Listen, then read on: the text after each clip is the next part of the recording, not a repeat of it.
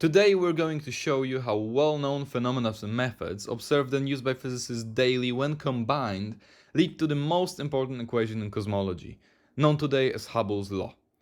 This simple relation can even lead us to calculating the age of the universe, which we'll try and do today. To understand where the law comes from, we'll need to combine two variables, recessional velocity and distance from Earth. But let's start from the beginning. To get to the recessional velocity, we first need to look at redshift. Redshift, as most of you probably know, can be thought of as a cosmological equivalent of Doppler's effect on Earth.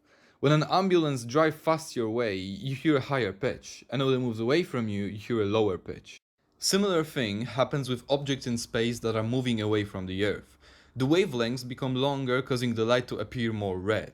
Even though it's not actually to the velocity of an object, more due to the expansion of space in which the wavelengths travel, it's still a similar effect. To calculate, we'll just need a wavelength detected on the Earth, which we'll label lambda 1, and an actual wavelength emitted by that object, lambda 0. That's why we need to pick an object in space properties of which are known to us, for example Cepheids. After dividing the difference by the original wavelength, we can equate it to the velocity in which the object is moving away from us, divided by the speed of light. This velocity is our recessional velocity. We've got our first variable. Now let's talk about how we can calculate the distance between us and the object in space. The cosmic ladder is a set of methods used to calculate distances to celestial objects. Distances to objects at larger scales are determined by using the information obtained from calculating the distances to objects that are relatively closer. We start by measuring the radius of orbit of Earth. This information is used to calculate distances to nearby objects, such as nearby stars, by utilizing a phenomenon known as parallax.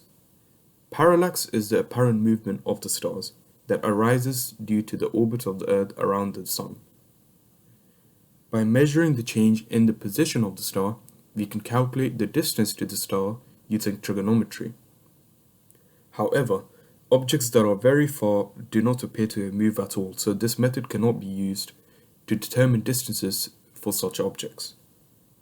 Instead, we use Cepheids to determine distances to such objects. Cepheids are pulsating stars whose luminosity varies periodically, so we can measure the period and use the period luminosity relation to calculate the luminosity of a Cepheid. Then we can use the inverse square law of light to determine the distance to the Cepheid. Now you can use the Cepheid as a distance indicator. For example, we can calculate the distance to the M100 galaxy by calculating the average distance to the Cepheids in the galaxy. Now we can obtain the distance to various celestial objects and their recession velocities, which means we can plot a graph. As we can see on the recessional velocity by apparent distance graph, they seem to be proportional. Now this line of best fit would be equal to Hubble's constant. In Hubble's law, V is equal to h0d. Now, Hubble's constant has many approximations throughout the years, from 70 plus or minus 1.4 to 68.6 plus or minus 11. Hubble's constant is kilometers per second per megaparsec. So we can take an approximation of 70 for this equation and calculate the age of the universe, hopefully, using t is equal to d over v, where t is the age of the universe. Sub in Hubble's law, you get t is equal to d over h0d, which simplifies to 1 over Hubble's constant. So with our taken value of 70, we have to simplify the units or convert them into time-based units.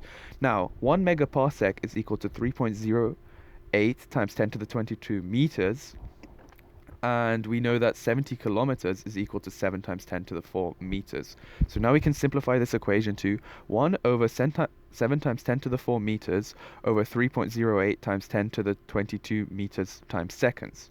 Now these 2 meters will nicely cancel out, and these two numbers will divide nicely to get 1 over 2.27 times 10 to the minus 18 seconds to the minus 1.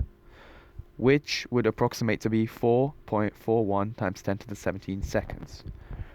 Simply divide this by 3.15 times 10 to the 7 would be giving us 1.4 times 10 to the 10 years, which is approximately 1.4 billion years, which is a nice approximation for the age of our universe using Hubble's constant.